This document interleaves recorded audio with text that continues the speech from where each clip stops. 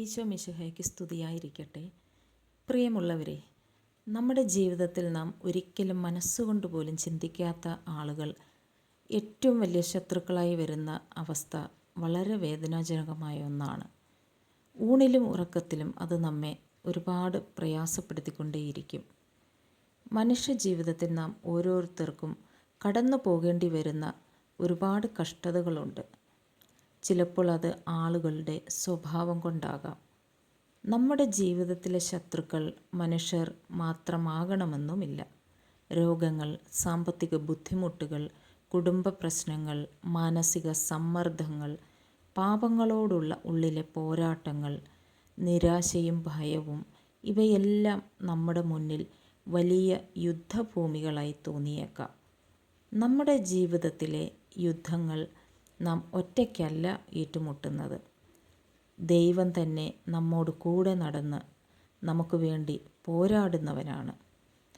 മനുഷ്യർക്ക് വേദനിപ്പിച്ചവരോട് ക്ഷമിക്കുക എന്നുള്ളത് വളരെ പ്രയാസമുള്ള കാര്യമാണ്. എന്നാൽ ദൈവകൃപയിൽ ആശ്രയിക്കുന്നവർക്ക് അത് സാധ്യമാണ്. ക്ഷമിക്കുന്നത് ദൗർബല്യമല്ല, മറിച്ച് ദൈവിക ശക്തിയാണ്. അത് ഹൃദയത്തെ വെറുപ്പിൽ നിന്ന് മോചിപ്പിക്കുകയും ദൈവത്തിൻ്റെ സമാധാനം നിറയ്ക്കുകയും ചെയ്യുന്നു. നാം ഓരോരുത്തരുടെയും ഓരോ കണ്ണീരും ദൈവം കാണുന്നുണ്ട്. ഓരോ വേദനയും ദൈവം അറിയുന്നുണ്ട്. നമ്മുടെ ഓരോ പ്രാർത്ഥനയും ദൈവം ഒരിക്കലും മറക്കുകയില്ല. ജീവിതത്തിൽ നമ്മെ വേദനിപ്പിച്ചവർ ജയിക്കുന്നത് പോലെ നമുക്ക് തോന്നിയേക്കാം. എന്നാൽ ദൈവത്തിൻ്റെ തക്ക സമയത്ത് ദൈവം നീതിന്യായം വരുത്തും. ജീവിതത്തിൽ തക്ക സമയത്ത് നമ്മുടെ ശത്രുക്കളുടെ പരാജയം നമുക്ക് ദർശിക്കുവാൻ സാധിക്കും.